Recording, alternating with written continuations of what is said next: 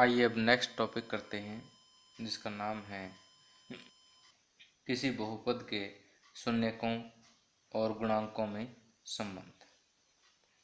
जैसे रैखिक बहुपद के बारे में हम पहले भी पढ़ चुके हैं कि मान लीजिए हमारे पास एक रैखिक बहुपद है ax प्लस बी, तो इसका शून्यक होगा माइनस बी बाई ए, अर्थात माइनस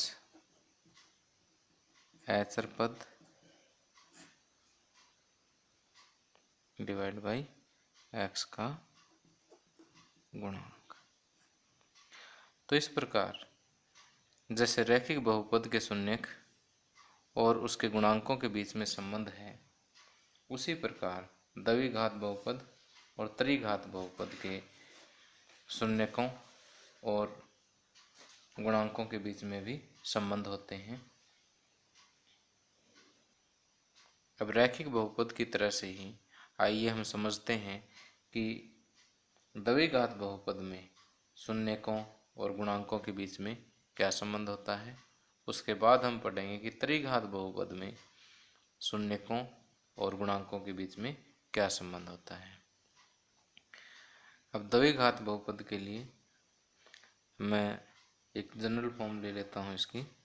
मान लीजिए कि ax² plus bx plus c हमारे पास एक द्विघात बहुपद है, जिसमें a x² का गुणांक है, b x का गुणांक है और c एक अचर पद है। और मान लीजिए कि इस दिए गए बहुपद के दो शून्यक हैं, माना अल्फा और बीटा दिए गए बहुपद के शून्यक हैं।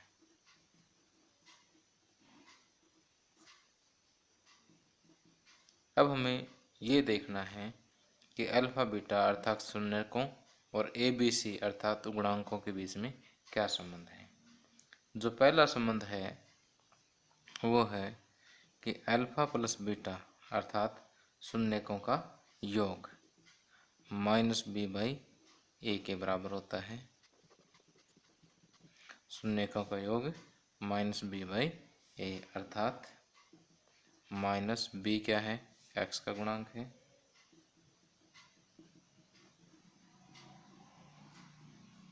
और ए क्या है, x² का गुणांक है। तो एक संबंध तो ये है।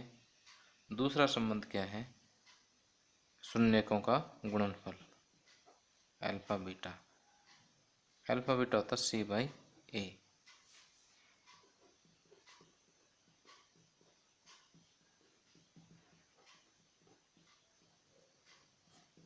शून्यकों का गुणनफल। c क्या है, अचर पद है,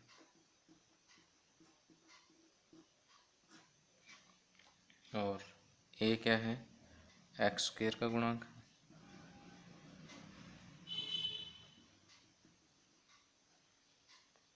तो इसलिए हमें याद रखना है कि किसी द्विघात बहुपद के लिए शून्यकों का योग माइनस बी बाई ए के बराबर होता है और शून्यकों का गुणनफल c बाई ए के बराबर होता है। इसी तरह से यदि हमें कोई त्रिघात बहुपद दिया हो, मान लेते हैं कि हमारे पास एक त्रिघात बहुपद है ax³ plus bx² plus cx plus D.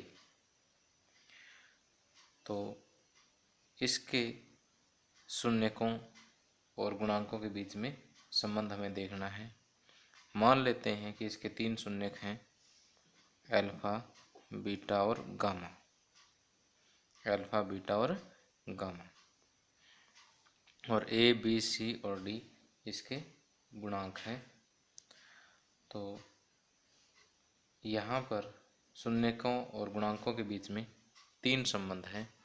पहला संबंध है शून्यकों का योग alpha plus beta plus gamma minus B by A के बराबर होते हैं। अगला संबंध है alpha beta, beta gamma plus gamma alpha C by A के बराबर होता है। तीसरा संबंध है अल्फा गुणा बीटा गुणा gamma minus D by A के बराबर होते हैं। तो ये आपको शून्यकों और गुणांकों के बीच के संबंध याद रखने हैं।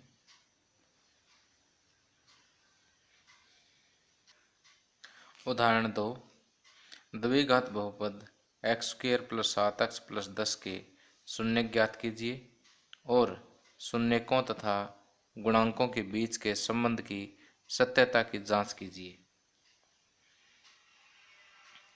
तो यहाँ दिए गए बहुपद के शून्य ज्ञात करने के लिए हमें इसके गुणनखंड बनाने होंगे। और जैसे कि हमें पता है कि गुणनखंड बनाने के लिए हमें ऐसी दो संख्याएं चूज करनी होती हैं कि जिनका गुणनफल a और c की गुणनफल के बराबर हो, अर्थात 1 गुणा 10 10 के बराबर हो, और उन्हीं संख्याओं का योग b के बराबर हो, अर्थात 7 के बराबर हो। तो हमें ऐसी दो संख्याएं चूज करनी हैं जिनके अगर गुणा करें तो 10 आए, जिनका योग करें तो 7 आए। तो ऐसी संख्याएं हैं 5 और 2, 5 प्लस 2 7 और 5 दूनी 10। तो इसको लिखेंगे एक्स स्क्वेयर, 7x को इन दो संख्याओं के प्लस के रूप में लिख देते हैं।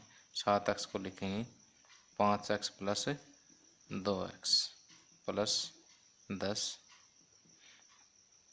अब पहले दो पदों में से x कॉमन ले लेते हैं, x प्लस 5। इन दोनों पदों में से 2 कॉमन आएगा, x प्लस 5। फिर x प्लस 5 कॉमन आ जाएगा और बचेगा x प्लस 2।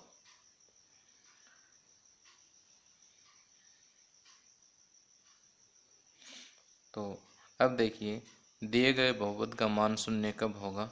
जब या तो ये शून्य हो या फिर ये शून्य हो। इसलिए x square plus 7x plus 10 का मान शून्य होगा या शून्य है जब x प्लस 5 बराबर 0 या x प्लस 2 बराबर 0 है। अर्थात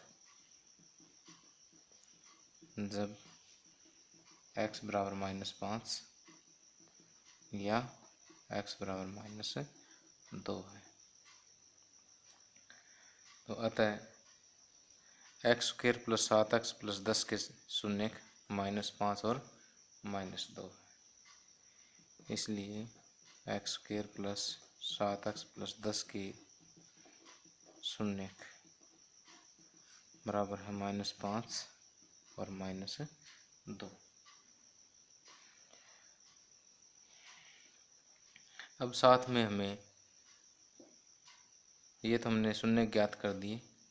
अब शून्यकों तथा गुणांकों के बीच के संबंध की सत्यता की जांच करनी है।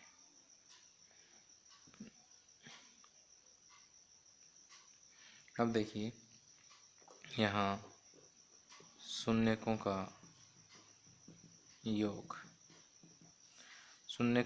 है -5 प्लस में -2 यानी -7। -7 को हम लिख सकते हैं -7/1,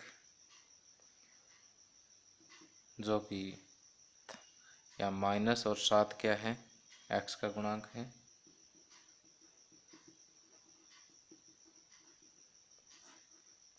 साथ में 1 क्या है? एक्स स्क्वायर का गुणांक है।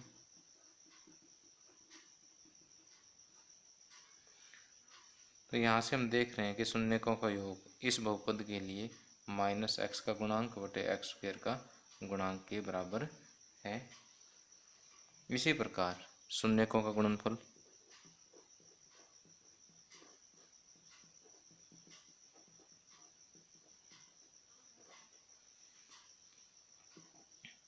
-5 गुणा -2, माइनस और माइनस की गुणा प्लस 10 होगी। इसको हम लिख सकते हैं 10/1। 10 क्या है? अचर पद है। और 1 क्या है? x² का गुणांक। तो शून्यकों और गुणांकों के बीच का संबंध है। x होगा 10 होगा अचर पद और 1 होगा x² का गुणांक।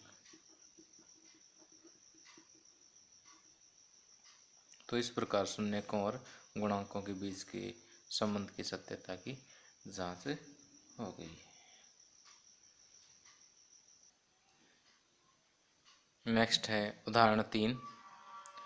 बहुपद x³ - 3 के शून्यक ज्ञात कीजिए और शून्यकों तथा गुणांकों के बीच के संबंध की सत्यता की जांच कीजिए।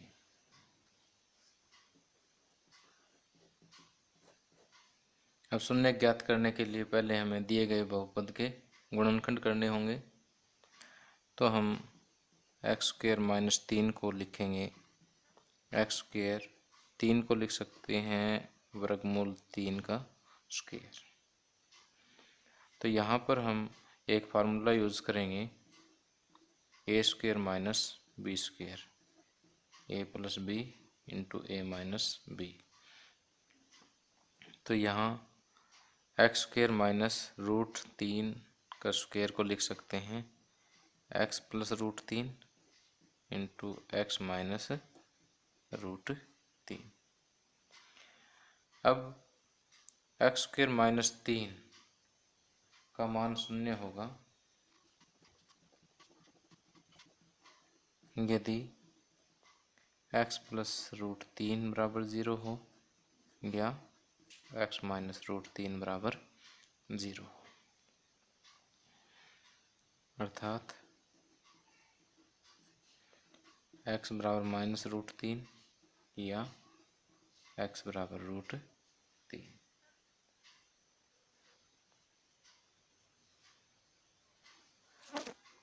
इसलिए x³ - 3 के शून्यक बराबर √3 -√3 और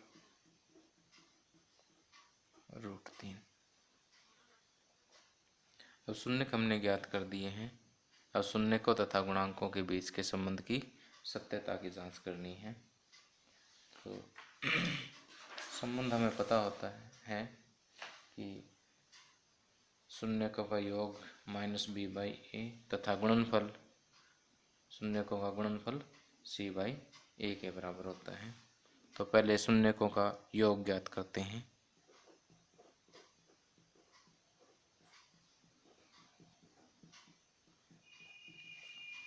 शून्यकों का योग है √3 प्लस में √3 अर्थात 0। इसको आप लिख सकते हो 0/1। 0 को हम कह सकते हैं 0/1 या 0 के साथ माइनस साइन भी हम चाहे तो लगा सकते हैं, क्योंकि 0 पे कोई फर्क नहीं पड़ेगा इसका लगाने का।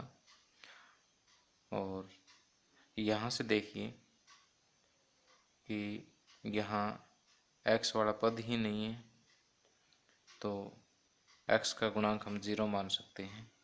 तो हम लिखेंगे 0 को x का गुणांक डिवाइड बाय 1 को लिखेंगे x² का गुणांक। इसी तरह से अगला संबंध शून्यकों का गुणनफल। शून्यकों का गुणनफल -√3 गुणा में √3, तो -3 आ जाता है। -3 को मैं लिखूँगा -3/1। -3 क्या है? अचर पद और 1 क्या है? x² का गुणांक। तो इसी प्रकार उदाहरण 2 और 3 के आधार पर आप प्रश्नावली 2.2 का फर्स्ट क्वेश्चन कर सकते हैं। आगे उदाहरण 4, एक द्विघात बहुपद ज्ञात कीजिए जिसके शून्यकों का योग तथा गुणनफल क्रमशः -3 और 2 है। तो यहाँ पर हमें एक द्विघात बहुपद ज्ञात करना है जिसके शून्यकों का योग -3 हो और गुणनफल 2 हो। तो एक द्विघात बहुपद मान लेते हैं जिसके शून्यक अल्फा और बीटा हैं। माना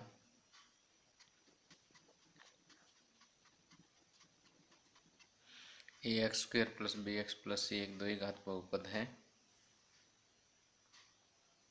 जिसके शून्यक अल्फा और बीटा है। तो यहाँ दिया हुआ है शून्यकों का योग -3 है, इसलिए अल्फा प्लस बीटा जो है -3 के बराबर होगा। और हमें ये भी पता है कि शून्यकों का योग -b/a के बराबर होता है। और शून्यकों का गुणनफल अल्फा बीटा दिया हुआ है 2, और ये भी हमें पता है कि शून्यकों का गुणनफल c/a के बराबर होता है। तो यदि हम यहाँ पर a बराबर 1 रखें, यदि a बराबर 1 हो, यहाँ 1 रख दीजिए, तो -b बराबर -3 है, तो b बराबर 3 होगा।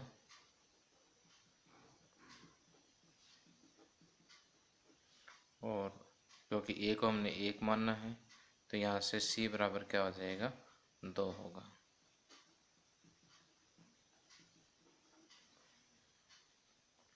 अतः एक द्विघात बहुपद जिसमें दी गई शर्तें संतुष्ट होती हैं,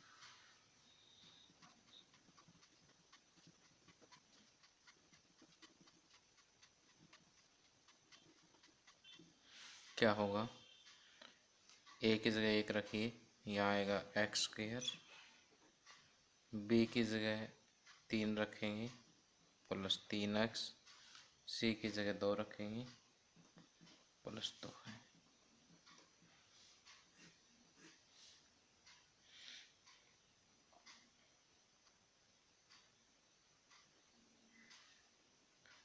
इस तरह से दी गई शर्तों को संतुष्ट करने वाले अनेक बहुपद हो सकते हैं। यदि a की वैल्यू आप 2 रखोगे तो कुछ और बहुपद आएगा, 3 रखोगे तो कुछ और आएगा। इसी तरह से a की जितनी वैल्यू रखोगे उतने ही बहुपद आपको मिल जाएंगे। तो ये दी गई शर्तों को संतुष्ट करने वाला एक बहुपद है। आगे उदाहरण 5, जांच कीजिए कि त्रिघात बहुपद px बराबर 3x³ -5x² -11x -3 के शून्यक 3, -1 और -1/3 हैं। इसके बाद शून्यकों तथा गुणांकों के बीच के संबंध की सत्यता की जांच कीजिए। पहले तो हमें ये जांच करनी है कि ये जो 3 संख्याएं दी हुई हैं, 3, -1 और -1/3, ये दिए गए बहुपद के शून्यक हैं। उसके बाद हमें इन शून्यकों और त्रिघात बहुपद के जो गुणांक हैं उनके बीच का जो संबंध होते हैं, उन संबंधों की सत्यता की जांच करनी है। आइए हल करते हैं। बहुपद हमें दिया हुआ है px 3x³ -5x² -11x -3, इसको ax³ + bx² + cx + d के साथ तुलना करते हैं। तुलना करने पर हमें पता लगा कि a जो है वो किसके इक्वल है, 3 के इक्वल, b जो है वो -5, c जो है वो -11 के इक्वल है, और d जो है वो -3 के बराबर है। तो पहले हम ये चेक करते हैं कि ये जो संख्याएं दी हुई है ये त्रिघात बहुपद के शून्यक हैं या नहीं है। पहले 3 को चेक करते हैं। x की जगह 3 रख के देखते हैं। 3 रखने पर अगर इसका मान 0 आता है तो ये इसका शून्यक है, अगर नहीं आता तो नहीं है। 3 x³ है तो x की जगह 3 रखेंगे, -5 x की जगह 3 का स्क्वायर -11 गुणा 3 -3, 3 का घन 27 -3 का स्क्वायर 9 -33 -3, 81 45 -33 -3। तो माइनस वाले -81 और +81 क्या आ गया 0। तो इसका मतलब 3 जो है वो दिए गए बहुपद का एक शून्यक है। उसी प्रकार हम p -1 चेक करते हैं। 3 गुणा -1 का घन -5 गुणा -1 का स्क्वायर -11 गुणा -1 और -3, 3 गुणा -1 -5 -1 का स्क्वायर +1 होता है, -1 और -1 की गुणा +11 माइनस और माइनस की गुणा +11 × 11 -3। तो ये होगा -3 -5 +11 -3, माइनस के 11 हो गए प्लस के 11, तो ये भी किसके बराबर आएगा 0 के बराबर। इसका मतलब -1 भी px का एक शून्यक है। इसी प्रकार हम 1/3 -1/3 को चेक करते हैं। x की जगह -1/3 रखेंगे, -1/3 का घन -5 गुणा -1/3 का स्क्वायर -11 गुणा -1/3 -3, 3 गुणा में -1/27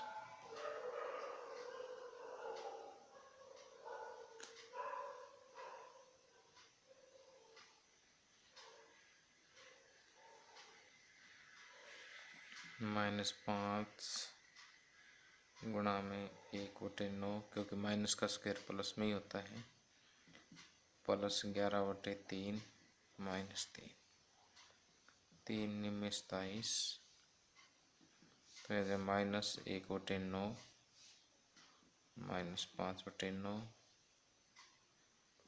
+11/3 -3, एलसीएम 9 आ गया, -1 -5 +33 -27, 27 और 33 प्लस के 33 और माइनस के भी 33, तो 0/9 अर्थात 0 आ गया। तो यहाँ पर हमने देखा कि x की जगह -1/3 रखा तो अभी px की वैल्यू 0 आती है। तो -1/3 भी दिए गए त्रिघात बहुपद का एक शून्यक है। अब हमने इसके संबंधों की जांच करनी है। यहाँ 3 शून्यक अल्फा, बीटा और गामा। अल्फा मान लेते हैं 3 है, बीटा -1 मान लेते हैं और गामा -1/3 मान लेते हैं। अब सबसे पहला संबंध है alpha plus beta plus gamma. 3 plus में -1 प्लस में माइनस 1/3। 3 माइनस 1 ये हो गया 2 माइनस 1/3। 3 दूनी 6 में से 1 गए 5/3। अब 5 को हम लिख सकते हैं -5/3। अब ये वाला माइनस ये और -5 हमारा किसके बराबर है? b के बराबर है। तो -b और 3 किसके बराबर है? a के बराबर है। तो इसको -b/a के बराबर लिख सकते हैं। इसी प्रकार alpha beta, beta gamma, gamma alpha 3 गुणा -1 बीटा गामा -1 गुणा -1/3 गामा अल्फा प्लस में gamma alpha plus gamma -1/3 alpha 3। तो जब इसको सॉल्व करेंगे तो ये आएगा -3 प्लस 1/3 -1। ये आएगा -11/3। -11 है हमारा c और 3 है a। तो ये आ गया c/a के बराबर।